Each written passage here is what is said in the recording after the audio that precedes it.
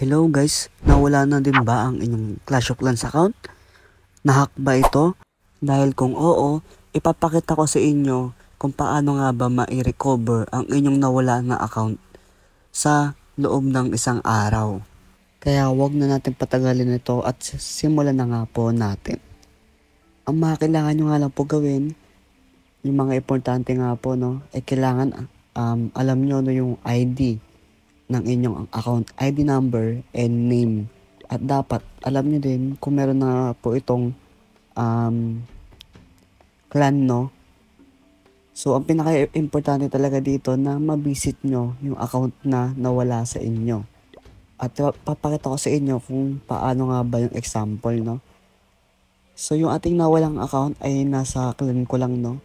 And ilang months ko na nga din siyang hindi na o-open. At ngayon, papakita ko sa inyo kung ano nga ba yung dapat ninyong gawin. Para nga po, mas mabilis nyo may recover yung inyong account. So, ito guys yung ating account, no? Itong si Chris Fallen.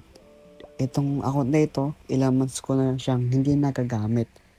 At ang pinakakailangan na lang po natin gawin ay i-check nyo po yung kanyang profile.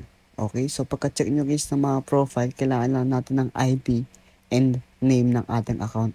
And syempre, importante nga din po na alam natin yung town hall ng ating Clash of Clans account. Ipapakita ko naman sa inyo mamaya yung fill up kung paano nga po yung example ng fill up na ibibigay sa inyo ni Supercell. And ang pinaka-importante nga din po dito ay nakakonect po yung Supercell nyo dati sa Supercell account. So, ito guys, click help support, click blue and send message. After that guys, click nyo lang yung new conversation. Ayan. And after nyan, click nyo lang yung account access and Supercell ID. And then, a different game account. After maklik, continue. Click continue guys. Then, submit nyo na yung mga kailangan. Kailangan ng ID, kailangan ng name, kailangan ng town hall level, and syempre, kung meron ba siyang clan or wala. After nyan, magsisend siya ng message sa inyo. Skip nyo lang yan kung wala kayong resibo, So, kailangan nyo lang guys i-describe ng maayos kay Supercell ID kung paano nga ba nawala ang inyong account, kung paano nga ba siya nawala. At ang pinaka-importante nga po na malaman ni Supercell kung anong device ang ginamit nyo bago ito mawala. Ayun po yung pinaka-importante dahil i-check po nila yan sa kanilang system. At kapag nga po na-check nila sa system, automatic na nga po na pwede nyo na ma-recover ang inyong Clash of Clans account or Supercell ID account, So, ito guys, gayahin nyo nga lang po yun, Itong ating nakasulat dyan dahil napaka-importante po niyan. So, after all, ayan, thank you, we'll review your case and get back to you soon. A few moments later. After ilang oras, na-confirm na nga po ni Supercell ID na sa atin nga po itong account, At kailangan nyo lang po ilagay yung inyong bagong email, para nga po pumasok po ito sa inyong email, yung inyong Clash of Clans account. Ayan guys, Chris Fallen, and now this is it. Check natin kung nakuha na nga ba natin yung ating account. Ayan, so kung makikita nyo mga bossing, talagang napakaluma na po ng ating account, At syempre meron yung mga trainer, na gagawin para alam niya kung marunong ka ba nga umatak, sa last na inyong troops na iniluto. So, napaka-simple lang, nitong ating video.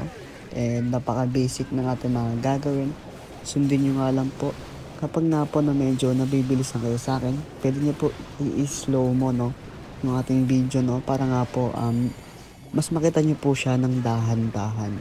Okay, so after po ng attack na po na ito, pwede nyo na nga po magamit yung inyong Clash of Clans account ulit, So, ang pinaka-importante lang dito guys, wag nyo po ito gagamitin, kung balak nyo mang-hack na mga account. Kasi guys, kayang-kaya ma-detect yan ni Supercell at nagawa ko na din po yan dati, no.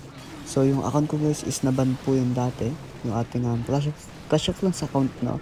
So papakita ko po sa inyo guys yung itsura no kapag nga po naban kayo, kapag nang-hack kayo ng account. Ang ganito po ang mangyayari sa inyo, permanent ban po yan, no. At hindi nyo na po yan pwede maisalba, no.